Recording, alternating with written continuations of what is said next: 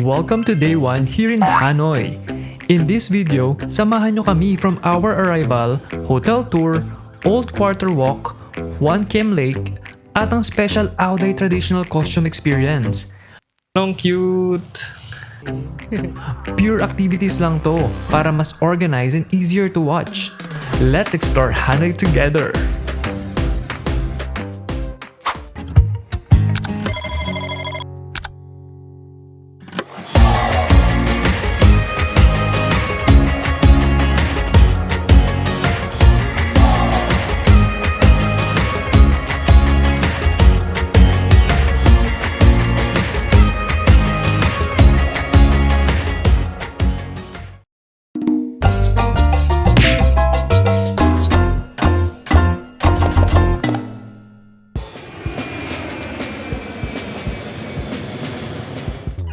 Time check guys, 10:30pm na kaming nakarating dito sa Hanoi, Vietnam.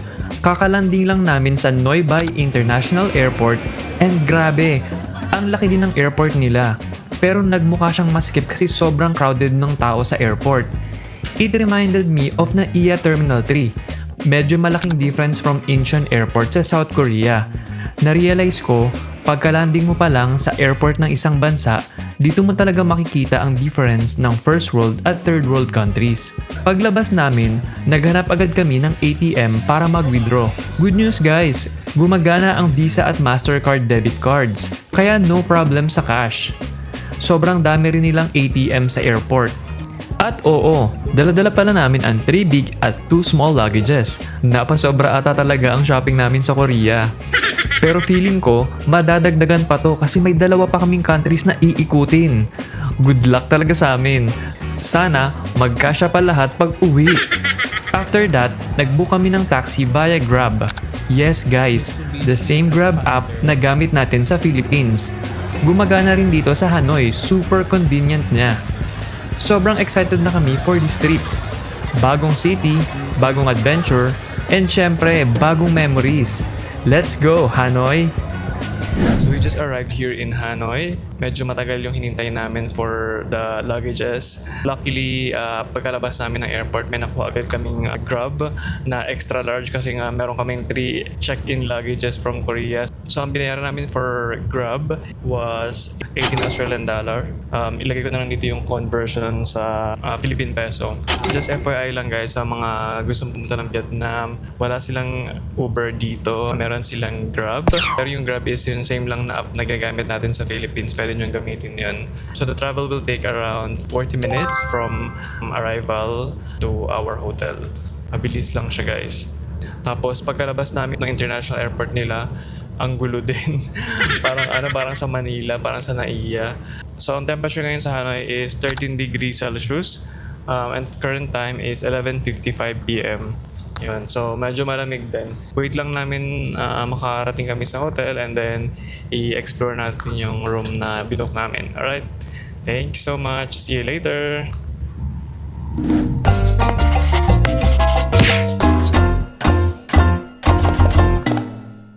Hello guys, good morning. Kakagising ko lang. Alas-alas na kaming natulog. So, mabilis lang magpunta na kami sa gym. Mag-run lang kami. And then, prepare kami. Una na pupuntahan is sa Hokkien Lake. Okay? So, sige, prepare lang kami and then see you later guys. Welcome to Champton Hanoi Hotel, ang magiging home namin for the next 6 nights dito sa Hanoi. Pagdating mo pa lang sa entrance, ang ganda na agad ng vibe. Modern boutique look with warm lighting, clean lines, at classy touches na bagay sa old quarter. Pagpasok namin sa lobby, sobrang aesthetic ng interiors. Ang daming marble accents, may elegant chandelier sa taas, at yung mga huge abstract painting sa walls, ang ganda, parang gallery. Isa talaga yan sa mga nagustuhan ko. May white orchid ding nakadisplay sa lobby, adding a soft, luxurious touch. Yung lounge area, hindi siya malaki, pero cozy, clean at mukhang luxe. May piano din pala sa gilid and sometimes may tumutugtog nito. Ang relaxing ng ambience, parang boutique hotel na may character. For this trip, Nag-book kami ng superior double room for 6 nights. We paid 10 million Vietnamese dong, which is roughly 23,000 pesos or 540 Australian dollar. Kasama na ang VAT at service charge. And yes, may service charge dito sa Vietnam.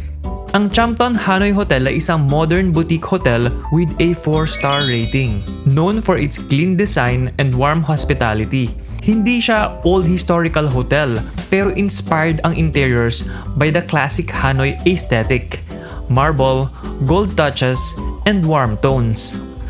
Pagpasok namin sa room, mapapansin mo agad na wala siyang window.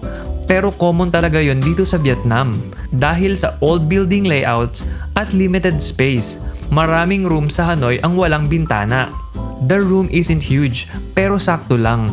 Kaya niyang mag-accommodate ng 2 big luggages na naka-open sa floor, which is perfect for travelers like us.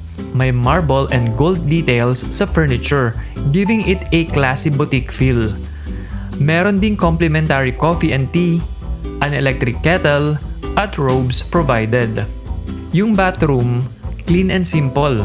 No bathtub, pero may hot shower and the tiles look fresh and well maintained. And tingnan nyo guys, nagulat ako. Pagdating namin, may complimentary fruits na nakasetup sa table. Small gesture pero ang laking dagdag sa warm welcome.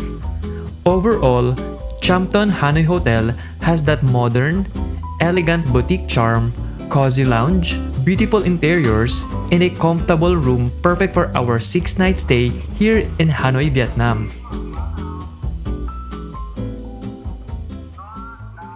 Hello guys, good morning. Welcome to Vietnam. It's our day 1 in Vietnam today. Naka-check-in na kami kagabi dun sa hotel namin. Ang pangalan ng hotel namin is Champton Hotel. Maganda naman siya. Ang first namin activity is i-drop yung mga dirty laundry namin sa nearby laundry shop. So marami naman dito guys, as mura din. Puntahan namin first yung Hoc Yiem Lake, yan, which is like walking distance sa hotel namin. Ayan guys, naglalakad na kami ngayon dito sa old quarter ng Hanoi. And grabe, ang saya ng vibe. Medyo magulo, ang daming motor, at ang ingay. Pero alam mo yung gulo na ang sarap panoodin? Yung tipong chaotic, pero charming pa din. Quick story lang about Hanoi guys. Ito ang capital city ng Vietnam at isa sa mga pinakamatandang capitals sa Asia.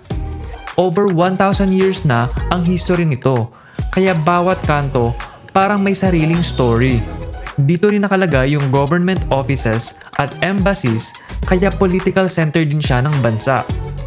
Population nila, around 8 million, kaya hindi nakakashock kung bakit ganto ka-alive ang streets.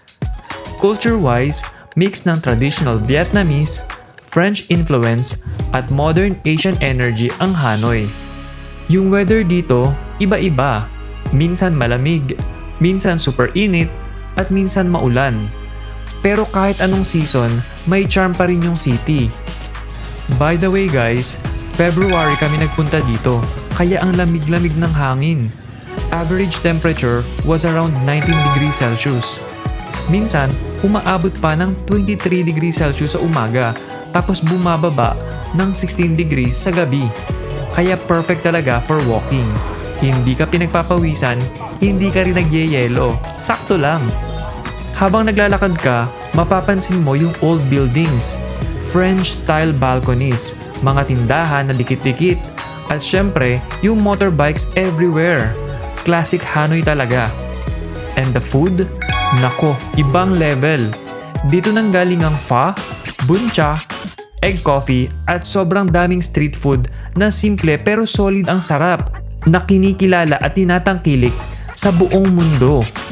Parang sa Pinas, mas masarap pag simple at freshly made. Bakit namin pinili ang Hanoi over other Vietnamese cities? Kasi gusto namin yung old vibe, yung may history, yung may culture na ramdam mo habang naglalakad, yung tipong bawat street may personality at may sariling kwento. Para sa mga Pinoy travelers around the world, Hanoi is the perfect mix of gulo pero ang ganda. Luma pero buhay na buhay. Simple lang pero may dating. Hindi siya super polished pero yun yung nagpapaganda sa kanya.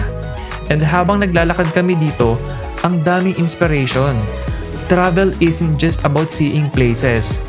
Minsan, it's about feeling the energy of a city. And Hanoi, ang ganda ng energy dito, promise.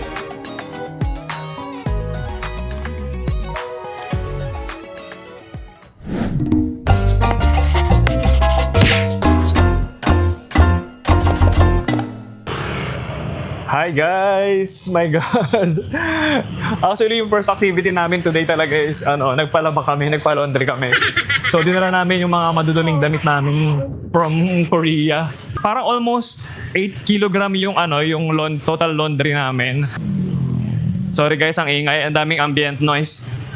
So, ang binayaran namin is 350,000 Vietnamese dong. So, magkano yun sa dollar? Ilagay ko na lang yung conversion niya sa dollar saka sa peso. So, sobrang mura guys ng palondry dito. Tapos, nagpakat din ako ng pants na nabili ko sa Korea. Yung pants na nabili ko sa Korea kasi sobrang haba.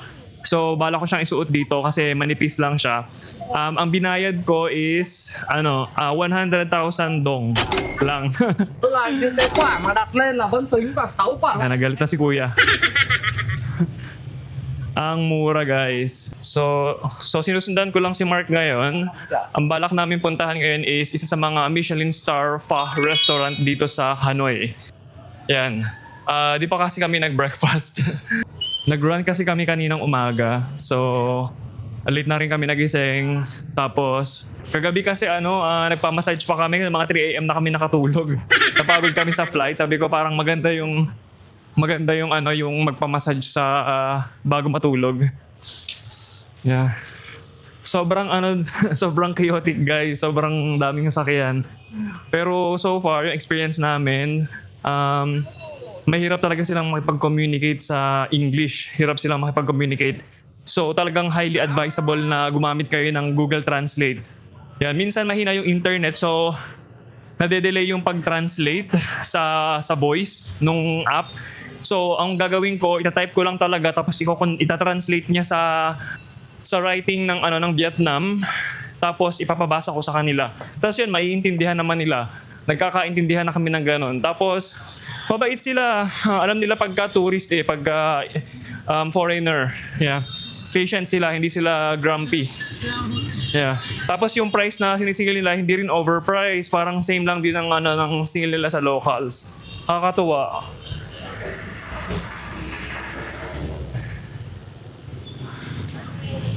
Ganda guys, ganda rito. Tapos akala namin malamig kasi kagabi ang lamig parang 15 degrees lang kagabi. Pero ngayon pinapawisan ako, nag-jacket ako na manipis lang din. Ang dami rin shoppingan dito guys, ang daming mga clothes. Mga branded rin, hindi ko lang alam yung price, di pa kami nag-try mag-shopping. Pero feeling ko hindi mas mura kumpara sa Korea tsaka Melbourne. Boys, buhay pagtawid dito guys. Parang Pilipinas lang. So yung mga lumaki dyan sa Maynila, sa Pilipinas, sa mga city sa Pilas, sisiw lang sa inyo yung pagtawid dito. Pero pag hindi kayo sanay sa Maynila, matatakot kayo tumawid. Ang saya, ang saya. Dami ring hotel dito. Tapos napansin ko guys, parang ang dami ring mga Caucasian, mga puti. Tapos sobrang narrow ng mga daanan ng mga eskinita. Tapos ginagamit kasi nila minsan yung mga pathways na parkingan din ng mga ng mga motor. Kaya ang sikip lalo. Ang cute naman ng mga shop, may oy, Lululemon. Katuwa naman. Ayun, may free taste ng donut. Okay na yan? Click niya. Bibili ka ba? Hindi ako. Go na. No too sweet. No sweet, Yeah. no sweet. We go back. We go back. No, i-try tayo sa... I'll back. I will Ay, siya naman. How much? How much? Just how much? Tingnan na lang. Kasi, may naman. Huwag tayo mag-try pala. Oo. Pinipilit si 50 dong. How much? 50,000 dong? 50,000 dong. Philippines. Tingnan natin kung masarap yung donut niya. Dami. Okay na. Okay, thank you so much. Thank you. Sabi ni Mark, next time daw wag na daw kami mag-try kasi pag mabubusog kami tapos mapipilitan kami bumili. Magagalit sila pag di mo binili. Talaga pag nag-try, parang i-force ka nila na bumili pagka nag-try ka ng ng sample nila. So wag na lang siguro. Patim nga ako. Ito yung donut, guys. Ay, parang bicho-bicho. Donut ba to? Or buchi? Ano man tawag dito? Buchi. Sarap. Dami ring mga cafes, guys. Ang ganda rito, guys. Oh, parang may mga tindahan ng mug saka mga pots. Mga plato. Ang ganda. Ang pangalan nito? Ang ganda nga eh, oh. Ceramics. Ceramic shop. Pottery.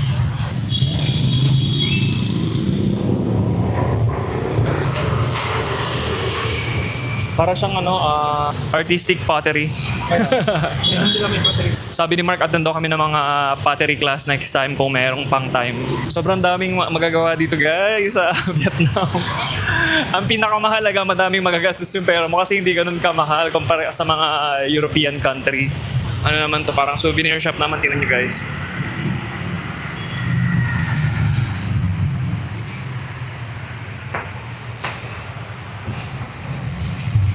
Mooncrafts.com. Mga souvenir siya, guys. Hello, ang ganda ng mga souvenir. Tingnan nyo, oh, ang sarap mag-uwi. Pero kahoy ba to? Pag kahoy, bawal dalhin sa Melbourne. Ang cute. Mga souvenirs. Guys, oh, kung gusto nyo bumili ng mga souvenirs, my God, they're so cute. Hello. May parang mga horn. Tabako. Mahilig kami ni Mark sa mga sa mga pang-display na ganito. Nagko-collect kami kada travel namin. May mga sila fabric. Tapos meron din sila mga traditional Baby, mag-traditional kaya tayo? Costume. Ang ganda. Ang dami nilang mga ref magnet, guys. Yan, oh. Kaya pala, to? Parang, may botanical shop. Yan. Ganda, oh. Ay, ano ba to? Fish shop or what? May pa-mist effect pa sila. Painting shop. Minhen Gallery. Yeah. Kung pwede lang naming dalhin to kaso hindi to cash sa baggage namin. Ganda ng shop nila. Daming paintings, very colorful. Totoong painting talaga to, guys. Oil in canvas. Hindi siya yung parang mga printed. No, painting talaga to, hand painted, mga abstract. Shit, ang ganda. Feeling ko medyo mura-mura lang dito sa Vietnam pag bibili kayo ng mga painting. Papaship nyo nga lang sa Philippines to. Hindi ko alam kung magkano magpa-ship nito. Ganda. Ako mahilig ako sa art kaso mahal ang painting eh. Bigger size. Example, that's one. The about you live Australia? Yeah. This one 5.5 million. 5.5 million. Ang mura pa. Hand painting to. Oh my God. Ang ganda, guys. Yung mga mahilig sa art dyan, punta kayo dito. Ang pangalan ng nung shop is Minhen Gallery. Bilhin, oh. Mahilig kasi si Mark sa mga painting. Yan, oh. Parang street ng ng Hanoi, Vietnam. Ganda.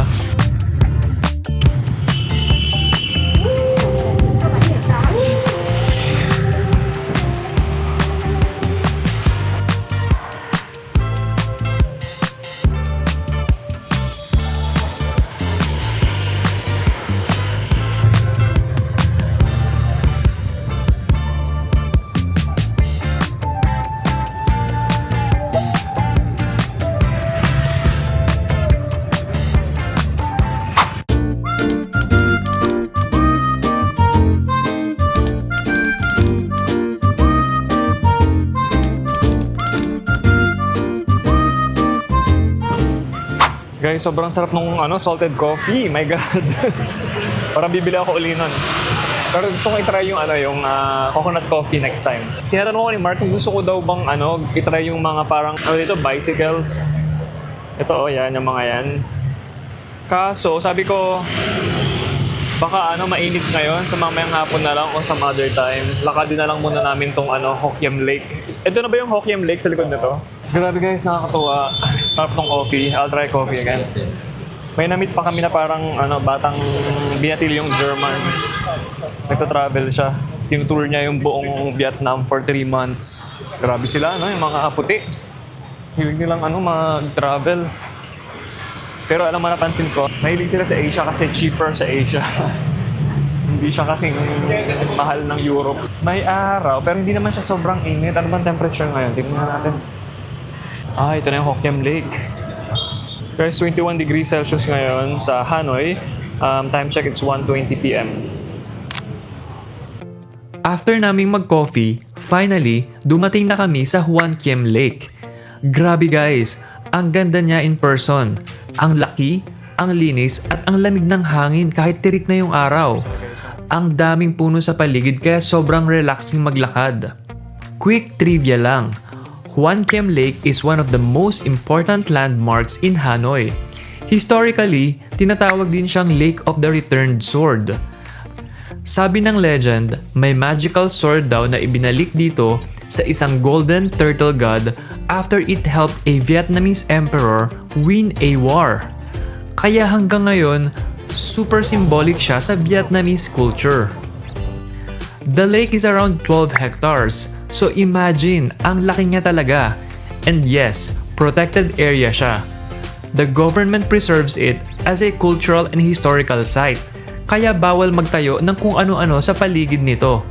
At syempre, sa gitna ng lake, makikita mo yung Turtle Tower or yung Tap Rua. Isa ito sa pinaka-iconic na symbols ng Hanoi. Built in the late 1800s, originally as a small tower dedicated to the legendary turtle of the lake. Hindi siya pwedeng puntahan ng tao, protected siya. Pero ang ganda niyang tingnan from afar, lalo na pag golden hour, parang painting siya.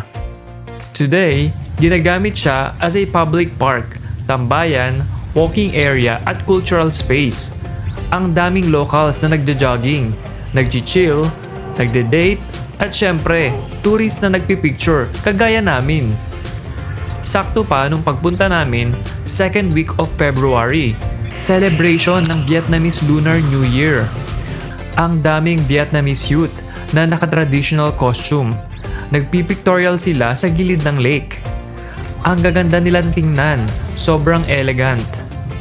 Nakakatuwa kasi nagpa-picture pa kami with them.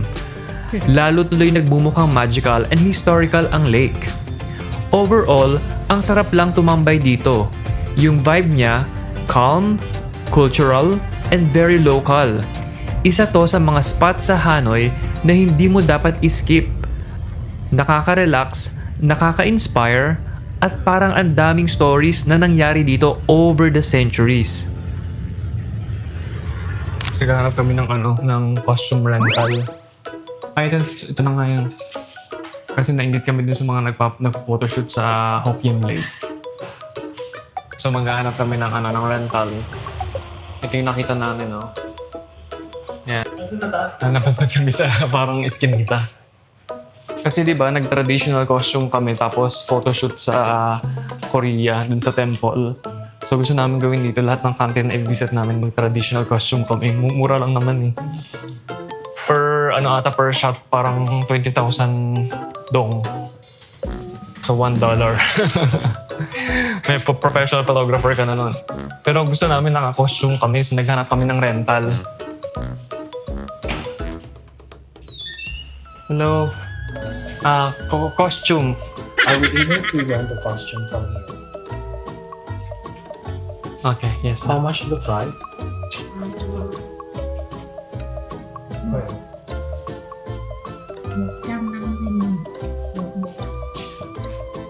150,000. 150.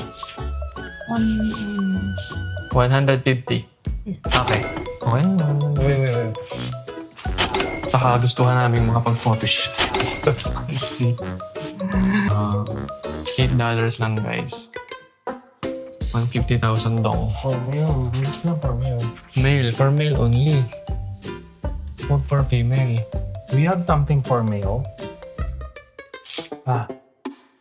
Do you have something for a boy?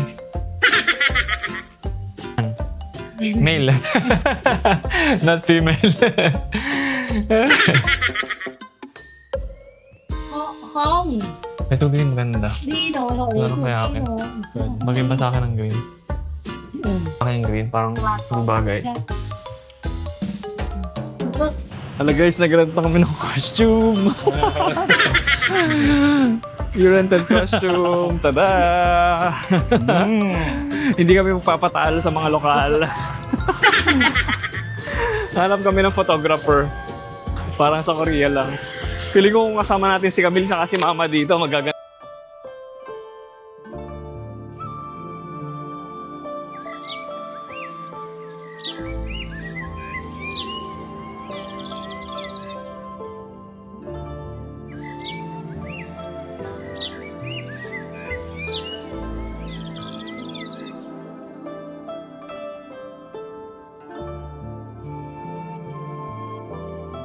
Yung suot namin is called the Yao Yai, the traditional costume of Vietnam. Matagal na itong part ng Vietnamese culture, as in hundreds of years na. Nagsimula siya during the 18th century. Tapos, nag-evolve through time hanggang maging modern version na nakikita natin sa ngayon. Culturally, the Yao Yai symbolizes elegance, respect, and national pride. Madalas itong suot sa weddings, festivals, school ceremonies, at mga important events. Para siyang barong at Filipiniana natin. Iconic, timeless, at very cultural. For women, the Yao Yai is usually fitted, long, flowy, at may 2 long panels sa harap at likod. Very graceful tingnan, lalo na pag naglalakad. For men, mas simple at mas structured yung design. Straighter cut, less fitted, at usually paired with loose trousers. Mas formal yung dating, parang barong vibes pero Vietnamese style. Ang dami naming nakitang Vietnamese youth na naka-yaw-yay nung araw na yun. Nagpipictorial sila sa lake, ang gaganda ng colors, ang elegant tingnan. Nakaka-inspire talaga. Nagpa-picture pa nga kami kasi ang gaganda nila at ang friendly. Overall, sobrang unique ng experience. Hindi lang siya costume, parang nai-immerse ka sa culture nila. And honestly, ang sarap suotin, ang gaan, ang presko, at ang ganda sa camera. Hindi pwede to. Hello guys, nakakatawa yung trip namin. Nag-photoshoot kami. Ang ganda ng mga photos guys. Ilang photos yun in total? Parang mga 30 photos yun. Ang charge niya sa amin is 150,000. 150,000 dong. Ang ganda ng mga photos niya, ng mga shot niya.